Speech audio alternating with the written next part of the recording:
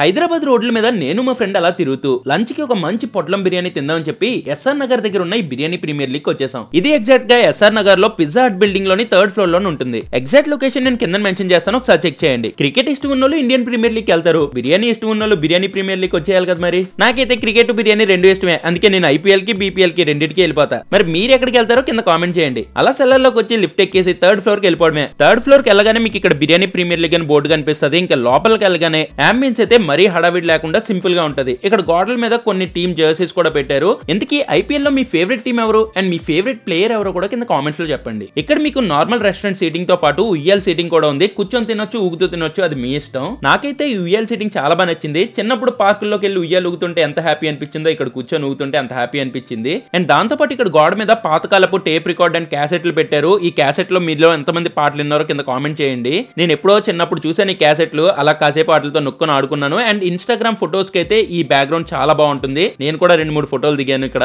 సరే, ఇంక ఈ సోదా ఆపేసి ఫుడ్ విషయంలోకి వెళ్తే ఫస్ట్ అయితే క్రీమ్ చికెన్ సూప్ చెప్పాం. ఈ సూప్ అయితే చాలా క్రీమీగా ఉంది. అక్కడక్కడ చిన్న చిన్న చికెన్ పీసెస్ తగులుతూ చాలా బాగుంది. టేస్ట్ అయితే వేడివేడిగా తాగితేనే దీని అసలైన మజా. మావుడేమో ఎందుకురా స్పెట్స్ పెట్టుకుని అలా ఫోజ్ కొడతావు, అసలు ఎక్స్ప్రెషన్ కూడా కనిపించట్లేదు తీరా బాబు అన్నాడు. అందుకే కొద్ది తీసి ఎక్స్ప్రెషన్ ఇచ్చా. ఇందాక నుంచి ఆడు స్పెట్స్ తీసుకున్నానని ఒకటే గోలు పెట్టి మొత్తానికి లాగేసుకున్నాడు. కాసేపు స్పెట్స్ కూడా షేర్ చేసుకున్నవాడు నా ఫ్రెండ్ అయిపోయాడు చూడండి.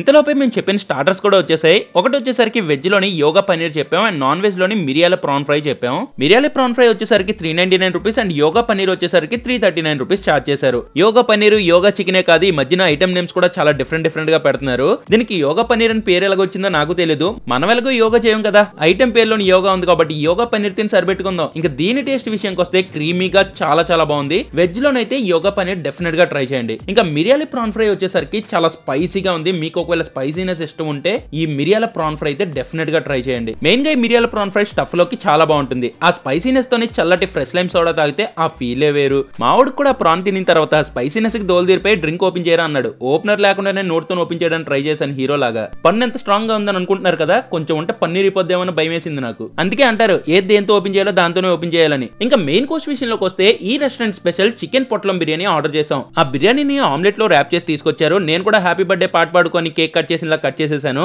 ఆ ఆమ్లెట్ అలా ఓపెన్ చేయగానే బిర్యానీ అరోమా అయితే చాలా బాగుంది. అందులో మనకి బోన్లెస్ చికెన్ పీసెస్ ఇచ్చారు.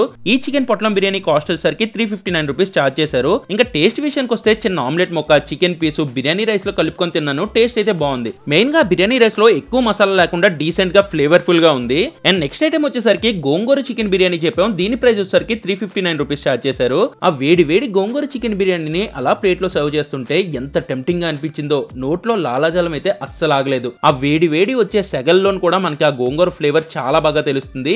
అండ్ అందులో ఉండే ఆ చికెన్ పీసెస్ కూడా చాలా సాఫ్ట్ గా కుక్ అయ్యాయి. ఇంకా టేస్ట్ విషయానికి వస్తే చెప్పినట్టే అందులోని గోంగూర ఫ్లేవర్ అయితే చాలా స్ట్రాంగ్ గా ఉంది. ఆ బిర్యానీ రైస్ లోని చికెన్ పీస్ పెట్టుకొని దాని మీద ఆనియన్ పెట్టుకొని తింటే చాలా బాగుంది. ఆ కొద్దిగా పులుపు అండ్ ఆ మసాలా స్థల్క ఫ్లేవర్స్ తోని అద్దిరిపోయింది.